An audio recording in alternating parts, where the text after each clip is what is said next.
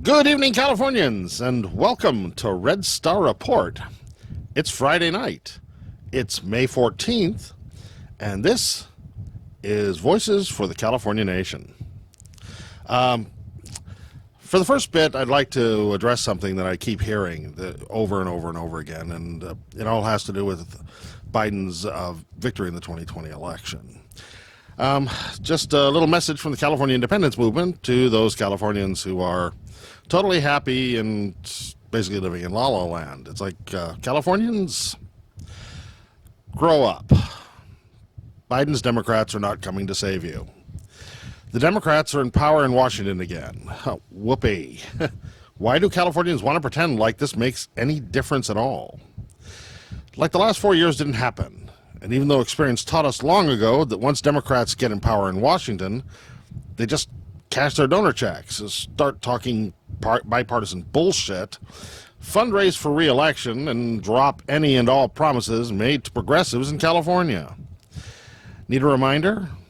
Barack Obama had a chance to do real health care reform, but Democrats caved to the insurance companies and the Republicans. They dumped the public option, remember? Before Obamacare negotiations even began. Then, Democrats fought the progressive senators who balked at the Affordable Care Act without that public option harder than they fought the Republicans that opposed reforming health care at all. And the punchline of this joke? Even after all was said and done, just like what's going on today, not a single Republican voted for it. So they did it all on Democratic votes anyway. So yes, Obama and the Democrats could have just as easily done Medicare for all back then. They chose not to. So California independents speaking, gotta ask, how much faith do Californians put in a party that fucked up a slam dunk on universal health care? How good can Biden's DC be at dealing with those pesky little California problems like drought, wildfires, income inequality, and, of course, the homeless crisis? Do I need to go on? Really? Do I? I mean, those DC Democrats and Californians are saying this makes independence unnecessary, but they just caved on their best shot to raise the minimum wage to $15 an hour. But hey, it's the Senate parliamentarians' fault, right? What kind of weak-ass shit is that? Don't believe it? Well, Bernie Sanders reintroduced a $15 an hour amendment to the Corona Relief Package, and the Democrats voted against it. They did so with no fear of consequence, because they knew that the Biden White House really didn't want it, and would have canceled any Dem who tried to stop it. So, a national living wage for California workers for a generation gone. Oh, wait, that's not true. California on its own is already moving towards $15 an hour. Yeah, California, not the Fed. California gets it done, the federal government does not. Kind of points out the whole better off with California independence, doesn't it? We don't need America. It's like, we never have. We never will. Because really, again, if those Democrats can't even pass a living wage, then there's really zero hope for free college or gun control or real universal health care getting through Congress anyway. Especially when you consider Biden didn't even use the terms drought, wildfire, or homeless in his not quite State of the Union speech. Californians need to face facts. Joe Biden won't be FDR. Most of the Democratic promises will need congressional support. And with new voter registration laws, Biden will likely lose his congressional majority in the 2020 midterms. So, just like Obama, game over.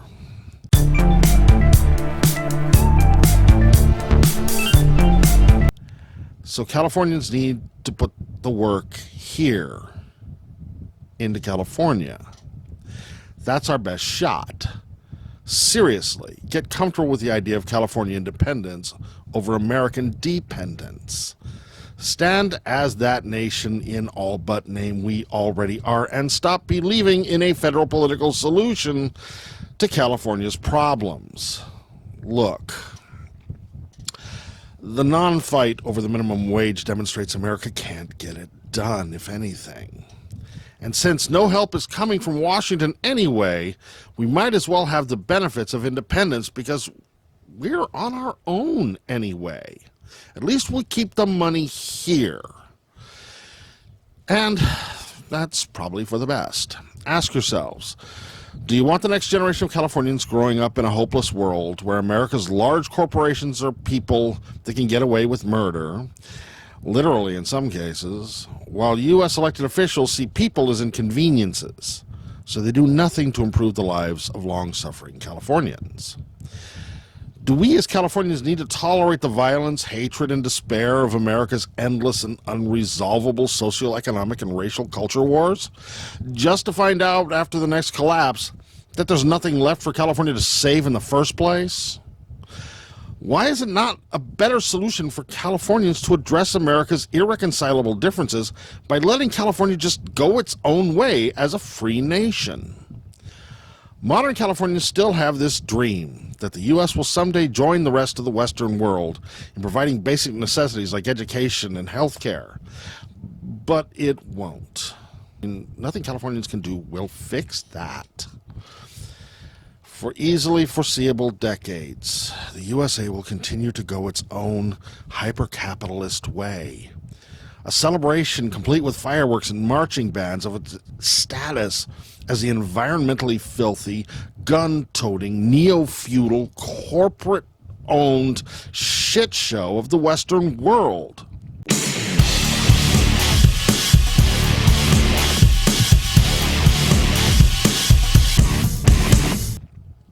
Ask yourself, are you as a Californian willing to stick it out knowing that there's a good chance that the only thing that may shift in America's trajectory is the total and inevitable economic collapse that will happen if the Fed's new modern monetary theory turns out to be horseshit? Have you even heard of this? The U.S. debt is close to $30 trillion, but they say it doesn't matter because of this MMT, which holds that the USA can't go bankrupt because it can just print more money. Yeah, you heard me. That's right. Really good news. Because countries historically that try to money print their way out of debt usually have governments so broken that they're already effectively failed states. So the question you need to think about is, if hitting the iceberg is, or even was, inevitable, why should we as Californians want to go down with that American ship? This is Voices for the California Nation. We are Red Star Report. And now, over to Shankar Singham with Activism in Action. All for you, Shankar.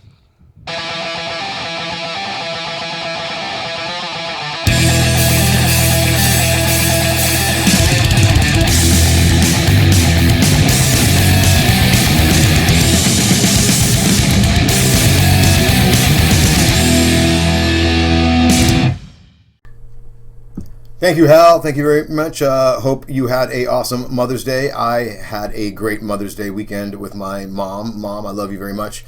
Because of Mother's Day, this week's actions were kind of on the very down, low side. But of course, there was action going on in Southern California. I went there and brought you some video back and some interesting points. But before that, of course, I've got to bring up the police blotter for this week's police brutality, because it happens every day, folks. Every single day, someone is beat up by the cops. Someone has had their rights taken away from the cops. Google up police assault. Well, I don't give a shit where you are in the United States. You Google it up, and you're going to get the local story, the community story, the county story, the state story of what happened this week in your neck of the woods, where police beat the shit out of somebody unfairly. Okay, so I mean, this is an absolute, complete, and utter joke. Nobody's going to stop them, because White people love them, right? They protect their businesses and they get it. They all privilege for it. And then, of course, you've got the Democrats and the Republicans who are on the payroll of the police unions who probably line their pockets with a couple $100 or $1,000 every election season, and so they kowtow to the police union every single year. That's why politicians aren't doing shit about this police brutality, even though it happens daily, and it costs the city billions of dollars. I mean, check your city's police budget. I'll bet you it's 50, 60, 70% of the budget is taken up by police. Why? One, their salaries. Two, their lawsuits. I mean, you've hired a group of people to take care of crime. Have they stopped crime in your neighborhood? Have they stopped crime in your community? This is not working. Here's the cases for this week. I got 3 of them. I'm going to make them real short and sweet. First one, North Carolina. 65-year-old woman, librarian Stephanie Bottoms, is going 70 to 65. Police are trying to stop her, but she's got her music on. She's looking straight ahead like a 67-year-old driver does, right? This is what she gets. Black, of course.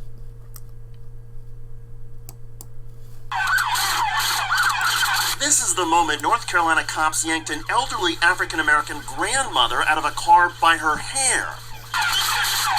Stephanie Bottom, a 68-year-old librarian, was hauled to the ground and handcuffed along the side of the highway.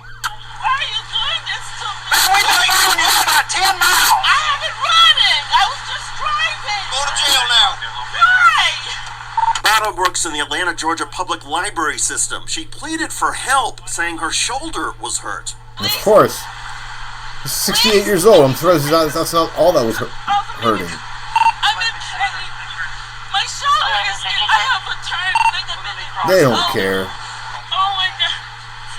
She really looks like my grandma or a The grandmother grandma. of 5 says she was on her way to her aunt's funeral when she was charged with going 80 in a 70-mile-per-hour zone. She said that by the time she realized the police were following her and not another vehicle, it took her a while to find a safe place to pull over. When she finally came to a stop, body camera footage shows police rushed towards her with their guns drawn. Because that's all they know how to do, folks. That's their answer for everything. I mean, I never call the cops for shit. In fact, the only reason I have to call the cops is because the insurance company makes me call cops if my car gets broken into or something like that. I mean, otherwise, I don't need the cops patrolman for shit. Next case. Lufti Salim out of Toledo, Ohio. He's an Uber driver, drops his customer off at Walmart, his customer tells him to wait, so he parks it in no parking zone. Walmart employee tells him to move, he doesn't move, the cops come, and now guess what happens to him? Within 20 seconds, he has a taser on him. Here, just listen to this. It's just disgusting. I just dropped the client here. Okay. Can you produce your driver's license, sir? I will, but you need to send Okay. me the receipt. Go ahead and step out of the car. You need to tell me, officer. Go ahead and step off the car. Hold on, officer. In Toledo, grabbing him Ohio, out of the that car was now. taxi driver Lufti Salim. Within 20 seconds of being questioned about stopping in a no parking zone, he faced a police taser. Hold on. What I did wrong? Don't touch me. Don't touch me, officer. That's the biggest. Stop bunch of fucking resisting! tasers I'm around. not resisting. Turn around! Okay, hold on. Turn! What did I do wrong? What did I do wrong? What did I do wrong? Put your arms on the top of the car! I am. Stop resisting! I'm not resisting. I'm not resisting. I'm diabetic. Stop Okay, resisting! all right, I gotta stop that. This is. So that's literally an African man who's a driver who just got tased within 2 minutes by a sheriff's deputy, and then you have the African American grandmother also getting brutally assaulted. Now, both of these cases, the only reason why this video is out now is because this happened in 2020 and 2019. It's because the lawsuits are done, the videos released, and the millions that were paid out have been paid out or are about to get paid out. And you must ask, how much does your city or your county pay every year for the police? What percentage of its budget goes to the police? 40, 50, 60, 70%? It's somewhere up there. And how much of that money is going to these lawsuits? Because one thing the cops aren't doing is stopping crime. What they are doing is assaulting innocent people. And they're bullies and thugs. And pussies. Pussies. Fucking police are pussies. I've said that to their faces many times at a protest. All this rooted in racism, folks. Mouth off proof after proof and proof, but nothing is going to happen, folks. People are going to die every week. Nothing is going to happen with these cops, folks. They've got a union to pay off our politicians, Democrats and Republicans. There is a way out. There is a way. I told about it last week. But we've got to get the balls to stand up and implement it within our community. Okay? So that's this week's police blotter with their violence and their dumbassedness.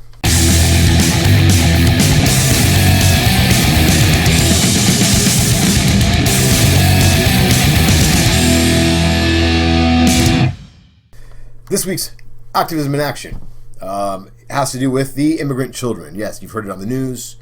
There's thousands of kids at the border. There is. So usually at the border, we get an average about 40,000 children every month who come to the border and are held by Border Patrol. In February, after Biden became president in January, now February, 130,000 kids came to the border. Okay, so that's a huge influx, right? So they want to blame Joe Biden for that. It's actually Trump's fault, really. Okay, I mean, they didn't come when he was there, and the minute he left, they all came. But whatever. It's both their faults. It's both their faults. They both are one and the same, if you ask me, folks. So what does Biden do? The press gets wind of this, so he just transports them to different facilities all across the United States. 2 of them being right here in Southern California, one at Long Beach Convention Center.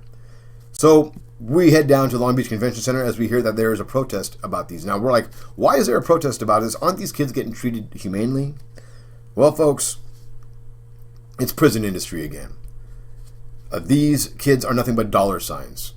To house them, clothe them, educate them, feed them, all of that is money, money, money. And they're not going to reunite them with their parents until absolutely necessary. Until then, they're just going to hold them on the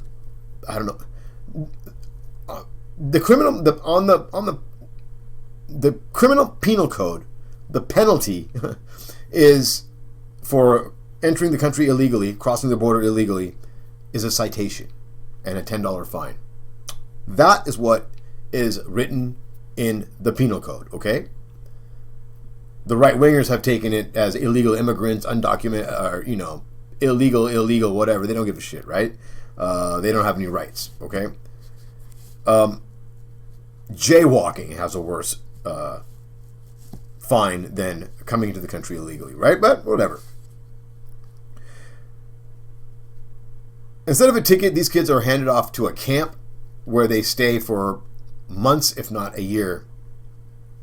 Now, Long Beach, the mayor has agreed to house these kids at the convention center. Why? Well, COVID was there. There's no revenue for the city. This is excellent money for the city. So why not? Garcia, he's an immigrant himself. He was reunited with his parents immediately upon entering the country. And then Antonio Becerra, the head of Human Services for the United States, also an immigrant, also reunited with his parents immediately when he entered the United States. We also have the head of Churla, who's done a lot for the immigrant community. Miss Salas, I think, also reunited with her parents almost immediately. But to them 3, these kids staying in the convention center camp is perfectly okay. So I interview Hoku, who's the head of this group. Now, this group's got a huge name, but they went by Any Means Necessary. That's the name of the group that hosted it. But their full name is Coalition to Defend Affirmative Action, Integration, and Immigrant Rights, and Fight for Equality by Any Means Necessary. I love By Any Means Necessary. Do they mean it, though? Do they mean it? By any means necessary, guys? Really? I'm going to hold you guys to that. So check out this video real quick. It's my interview with Hoku, who was leading the charge there in Long Beach. Of course, the press was there as well. Check it out and listen to what he says. It's quite interesting. All right, Shankar Singham here with the Coalition to Defend Affirmative Action, Integration, and Immigrant Rights, and fight for equality by any means necessary. And I'm sitting here with my man. What was your name again, my man? Hoku. Hoku. We were just talking earlier, man. Why do you think they're not really like Becerra and Churla lady? Why? How can they feel this way? Them being immigrants and being reunited with their families so quickly when they came here. Why do you think they're not pushing this issue even more? I think the government policy currently is to make a big show of doing something for these young people, but in reality do nothing and make the issue go away. And I think that the thinking is that way because I think they're just thinking about the midterm elections and how to be able to enter the midterm elections without the issue of immigration being an issue. So one of the midterms again, dude. They're 22. Yeah. So you think they're gonna just shuffle these kids around for the next year? I mean, we're still unclear about exactly what is going on in the convention center. Yeah. So we're still trying to find out. We don't know, but you know they're only going to be here till August, right? According to. Yeah. Well, you know, we have a one of our people. I don't know if I said this to you, but one of our people who's has a friend of the family in San Diego in the convention center, and I can't remember if she's 14 or 16, but she's been in detention now for over 2 months. And we know somebody who ran for Congress down there, and so she happened to know somebody who's volunteering in that convention center, and so we had a conversation with them because we were trying to figure out what's going on in there, and we told him about the friend of the family, and so he took her name and her sponsor, and happened to talk to the Office of Refugee Resettlement, the director who's in charge there, and she had just gotten in from DC, and so the next day, her sponsor got the paperwork, got the application, and wow. The only word that she heard from them before that was 2 months before, when she got a phone call, and they asked for her name and her address, and that was it. That was it, and then they didn't talk to her. She didn't hear from them after that, and so now she's got a fingerprinting appointment June 1st. But by June 1st, the young person will have already been in there 3 months. So not everybody knows somebody who ran for Congress or somebody that volunteers. No, that's a lucky break. I mean, lucky break. Yeah, you just need to. Wow, dude. I mean, all these kids could be let out any minute, and they're just. Yeah, I mean, they say 80% of the children that are in detention all have sponsors. They already know who they came here for. Oh man. Yeah. Thank you very much, man. Oku. It's all a money game, folks. It's all a money game. It's all for money. You've got these kids are all dollar signs. So you've got the Geo Group, who out of Boca Raton, Florida. I know the owner is there, very secluded. It's hard to get a hold of him, look at him, even get to see him. Okay, he owns 7 houses in Boca Raton, 7 mansions. And you don't know which one he's in because he's hiding. He's hiding. He runs Adelanto currently, and he's running this show here. So this is big money for him. He's not the only business that's housing these kids, but this is all for money, folks. They're going to hold them until they can't anymore. And these poor kids and their families, my heart goes out to them. It's just absolutely disgusting. And if you think Biden's going to do anything about it, what did he do? What did he do? He spread the money. He didn't keep it concentrated in one place. So let's talk about this, progressives, because I don't think we hold our feet to the fire of the leaders, our so-called leaders here. If any of you think Biden is your savior, you're fooling. You might as well just vote for Trump. I see no difference between you and a guy that voted for Trump. Because what did Biden do that makes him a leftist? What did he do? Did he free the kids in the cages? No. Still got them housed up. Is he doing anything about police brutality? Nope. Why should he?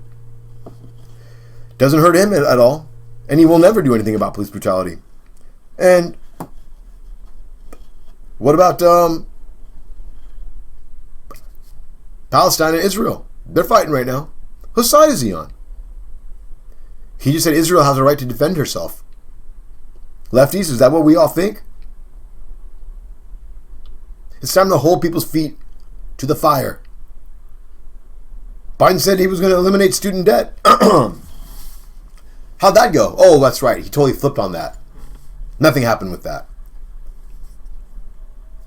If you think Biden is some sort of savior for leftist ideals, you need to pull your head out of your ass and wake the fuck up. And now there needs to be a systemic change that needs to happen within the United States, and that's never going to happen, but it happens in California. And that's the only difference between our leftist politics here at the Red Star Report and your leftist politics, is that we just want that change to happen right here in our communities and in our state first. We don't give a rat's ass about the United States. They don't give a rat's ass about us. You have these Republican players coming in, as Hal is going to discuss, trying to uproot our governor with a $76 billion surplus. It's just insane, folks. This is California. We are not the United States. Fuck the United States. When I first came to the United States, when I was growing up in the United States, I came when I was a wee little kid. I loved the United States. And Ronald Reagan was president. I loved Reagan. Reagan was my favorite president from the time I was like 3 to, 9 or 10. For me to say fuck the United States right now, it's just let me down on so many ways and so many levels I can't even say. Anyways, that's all I got for you guys. I will have big activism report next week because there's going to be a giant protest happening this Saturday with the Palestinians. I'll be on that side, by the way, with the other progressives. Okay? Hal, back to you, my man. Thank you very much.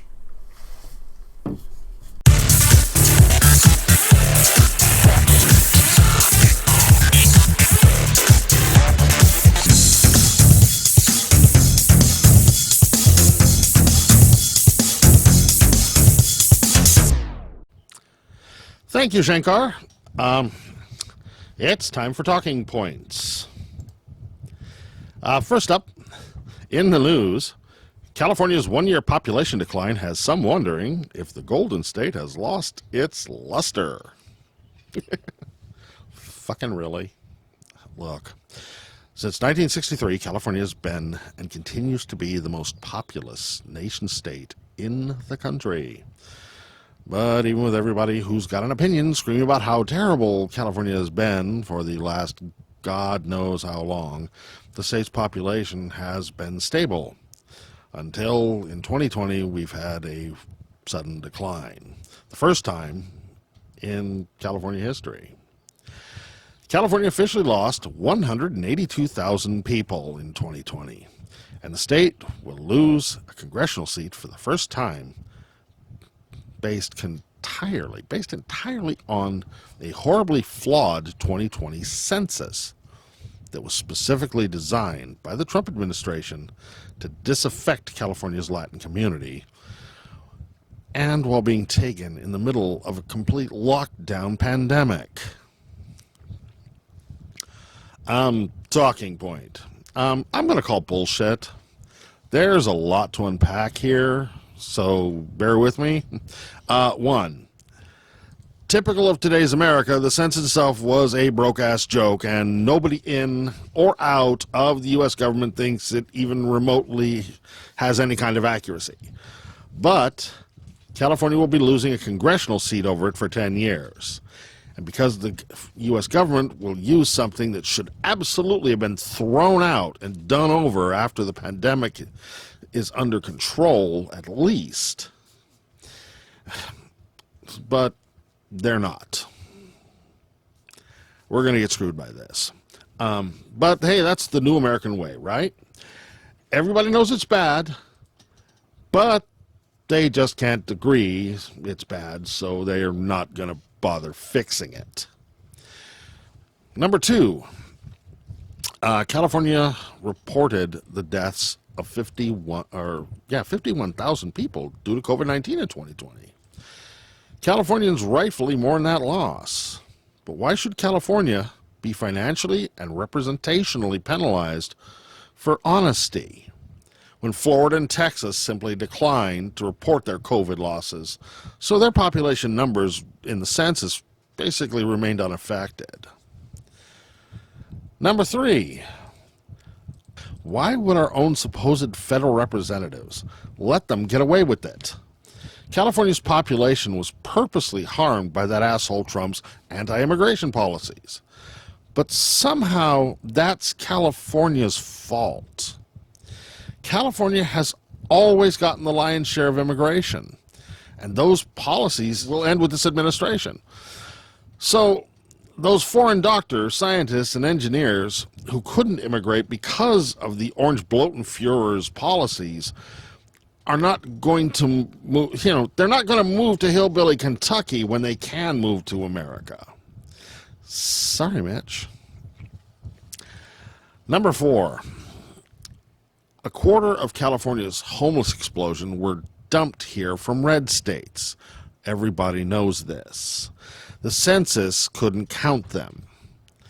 California will need federal resources to help them, but funding will be cut because they weren't counted. So, congratulations, Californians. We will get to pick up the tab. Again. And number 5, California is the sanctuary nation state. So go ask the immigrant community, and I bet you they'll tell you, for every counted maggot who packed up and left California for Texas or Arizona, at least one undocumented and uncounted immigrant fled Texas or Arizona or wherever to come to California. You don't believe it? Go check housing prices. Still, California's population somehow went down. The Golden State has lost its shine, you say? They say. Then why does California's State Department call 2020 just a one-year loss? They predict, as pandemic deaths drop and federal immigration policies change, California will return to growth in 2021. Good news! Except that the federal government will still use the 2020 numbers to screw California out of a congressional seat and badly needed tax revenue. As long as California is just a state, right? But, as I said, that's all part of staying in America. So, just for your entertainment, we'd like to present to you a possible new feature, and just for fun, I'd like to present The Week in Pictures.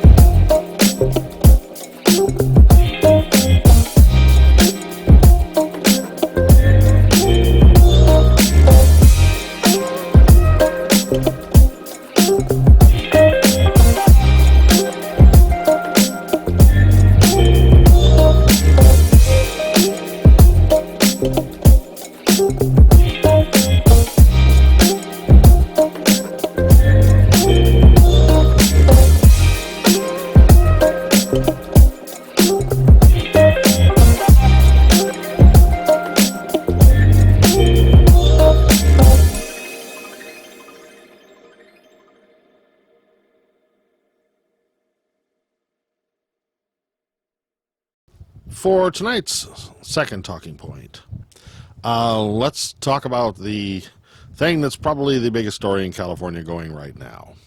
The recall. From a California independent standpoint, can we stop pretending the recall Newsom campaign isn't just a Republican scam? Really?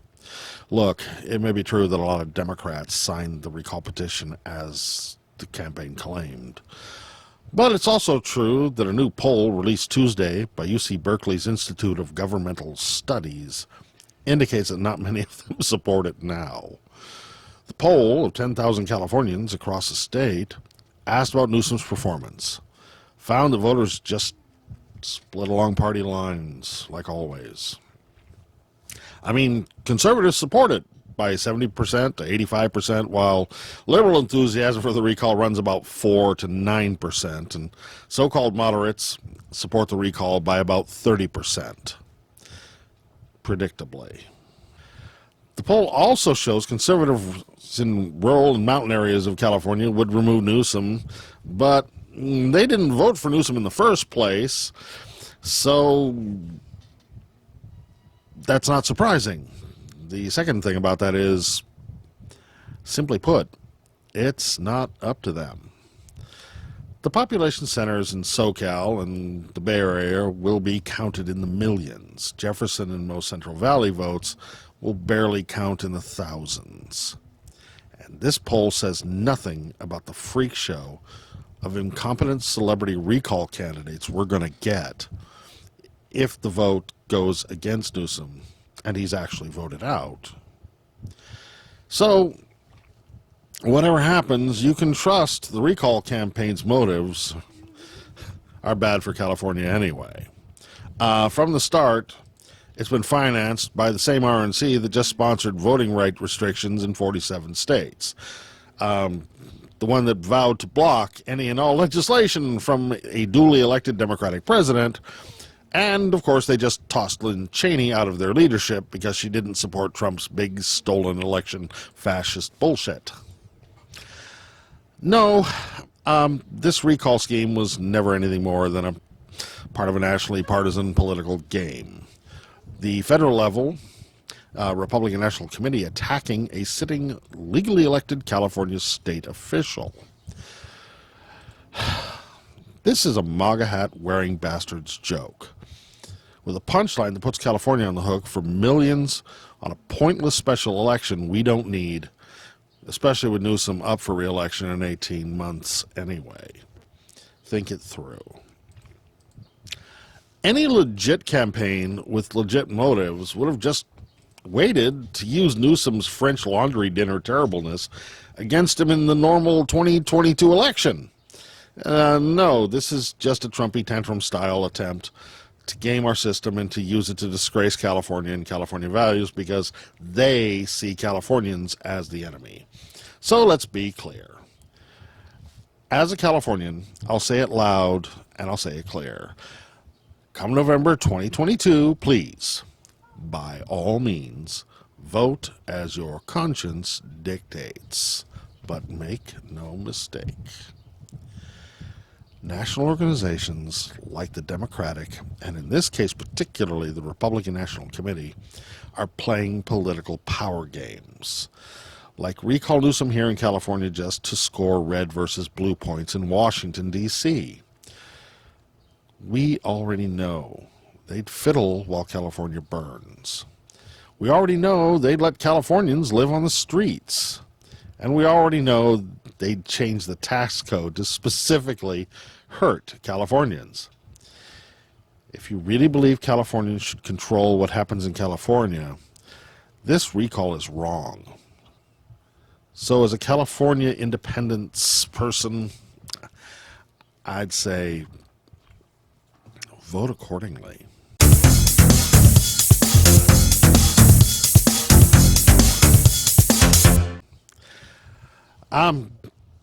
That's it for this week. Check out our website, www.redstarreport.com. Transcripts of talking points will be posted there. Also, be sure to subscribe to our Red Star Report YouTube channel. Go find us Find our Red Star Report Facebook page. Find us on Twitter. Find us on Instagram, etc., etc. Because if you want a real California independence movement media group, it's all about the algorithms. Our thanks to you and all our Red Star Rebels for watching, and have a great weekend.